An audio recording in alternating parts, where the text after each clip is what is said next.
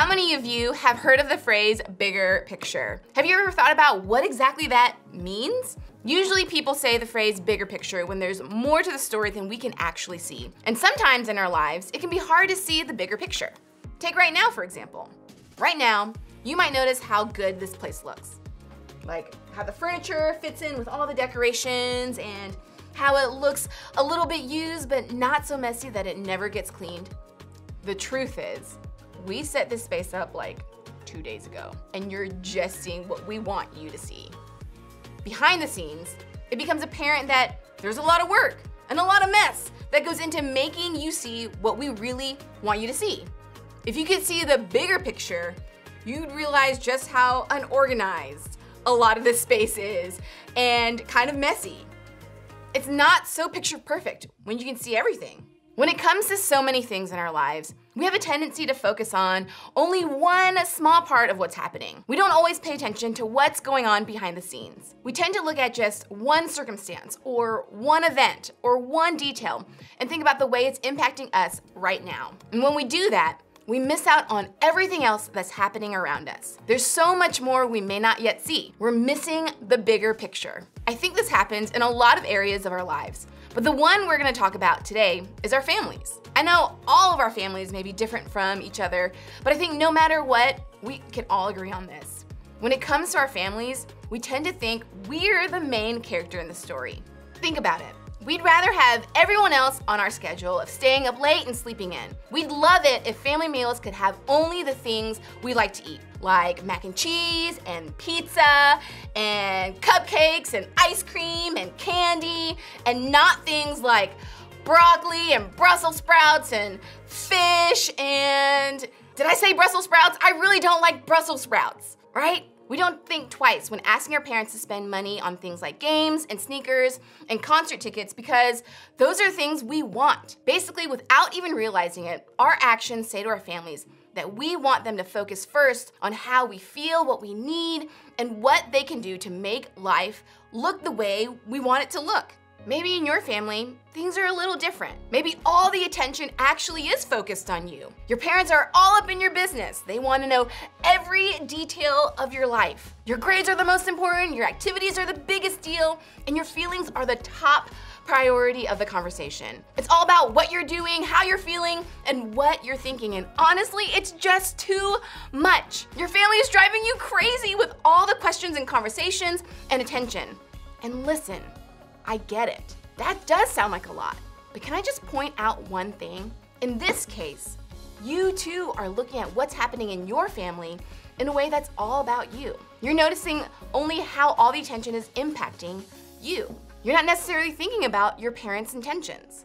You see, whether we really are the center of attention in our families or just wish that we were, we're not seeing the bigger picture. We're not seeing that there may be a lot more happening in our families, things we don't know about or understand yet, that's causing our parents or siblings to treat us the way that they do. Or we're not seeing the bigger picture of our own actions, that the way we view ourselves and treat our families has an impact on them too. And here's the deal.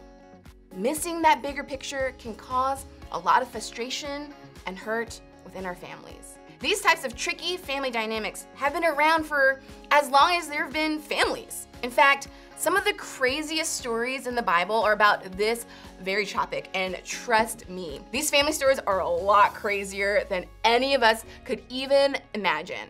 Today, we're gonna look at one guy in the Bible who found himself in the middle of a pretty crazy family situation. His name was Joseph, and he was actually a really big deal in the Old Testament, which is a collection of books in the Bible written before Jesus came to earth. Joseph was one of the youngest sons of a man named Jacob. And Joseph had a lot of older brothers, like 10 of them. So we're talking a pretty big family here. Now, Joseph's family probably looked quite a bit different than this family we see here, because obviously they were real people and not cartoons, and there were 10 of them. But one thing that's true about all families, both back then and now, is that the relationships in them can be tricky. So that being said, let's take a look at what made some of the relationships in Joseph's family so tricky. Jacob loved Joseph more than any of his other children because Joseph had been born to him in his old age. So one day, Jacob had a special gift made for Joseph, a beautiful robe. But his brothers hated Joseph because their father loved him more than the rest of them. They couldn't say a kind word to him. So basically, Jacob loved Joseph more than all of his other children, and he did nothing to hide it. Jacob could have just said, "Hey, other sons, Joseph, Lucky Charms with marshmallows," or just the marshmallow part, really. "And you guys are Brussels sprouts." I don't know about you, but if I were one of Joseph's brothers, I'd be super jealous. It's like Jacob gave Joseph the nicest, most expensive headphones that money could buy, and the brothers, nothing. Can you see how this might create some tension in their family? Well, what happened next only made matters worse. Take a look. One night, Joseph had a dream, and when he told his brothers about it, they hated him more than ever. "Listen to this dream," he said. "We were out in the field tying up bundles of grain. Suddenly, my bundle stood up, and your bundles all gathered around and bowed low before mine." If this dream sounds a little weird to you, it's because it is. It was a symbol implying that one day, Joseph's brothers would bow down to him. If one of your siblings came to you with a crazy dream, you'd probably just roll your eyes and move on. It's just a dream. But in this culture, dreams were a much bigger deal. They were actually believed to be predictions of the future. So when Joseph shared his dream about his brothers actually bowing down to him, they believed it was really going to happen. And as the passage tells us, hearing that made Joseph's brothers hate him even more. What's worse, in the next few verses, Joseph went on to share another dream he had, this time where the stars and the moon and the sun bowed down to worship him. As you can probably guess, his brothers got even more irritated after hearing about this second dream. But what do dreams and all this family drama have to do with us? I think what we can learn from this story is this. When we can't see the bigger picture, we should remember the impact we have on our families. Scripture doesn't tell us what everyone in Joseph's family was thinking or feeling, but we can guess a lot based on their actions. It seems like everyone, Joseph, his brothers, even his dad, didn't notice how their actions affected each other. You could say they were missing some major self-awareness, and they definitely didn't see the bigger picture. All that combined caused a lot of conflict. Think about it. Jacob loved his son Joseph so much that he treated him differently than the rest of his brothers. Jacob didn't see the bigger picture, that he was causing a lot of tension and conflict between his sons. And Joseph's brothers weren't aware of the way their strong and harsh responses to Joseph impacted him. They were reacting to the hurt caused by their dad's favoritism of Joseph, but that didn't mean their treatment of Joseph didn't hurt him.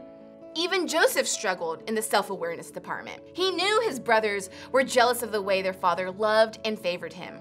But still, Joseph came to them with not just one, but 2 dreams about how great he would be one day. He didn't see the bigger picture of how sharing those things might hurt his brothers even more. Everybody in this story was missing the bigger picture. They weren't paying attention to how they were negatively affecting their other family members. Honestly, I think that's true for a lot of the family tension and stress we experience. Typically, nobody's trying to be self-centered. We're simply trying to make sure that our needs are getting met. We're trying to make sure things go the way we want them to go. We're not trying to hurt anybody else. We're honestly not thinking about anybody else at all. But that's the problem. When we only think about ourselves, we miss the bigger picture. We miss the way our actions impact others. Maybe you feel like everyone else in your family isn't paying attention to how their actions impact you. Maybe your mom lied about something, or your dad left, or one of your siblings has hurt you repeatedly and without consequence. To you, I'd say this. There's more to those stories. The people who hurt you or your family, they usually do that because somebody hurt them. They were reacting out of their own pain. Does that make what they did okay? Absolutely not. And I really encourage you to talk to someone you trust if you're being mistreated or harmed in some way. But it can help us see the bigger picture when it comes to the way we feel about them. Here's the point. When you can't see the bigger picture, remember the impact you have on your family. So many of us are hyper aware of the way our family affects us, but we're rarely aware of how we affect them.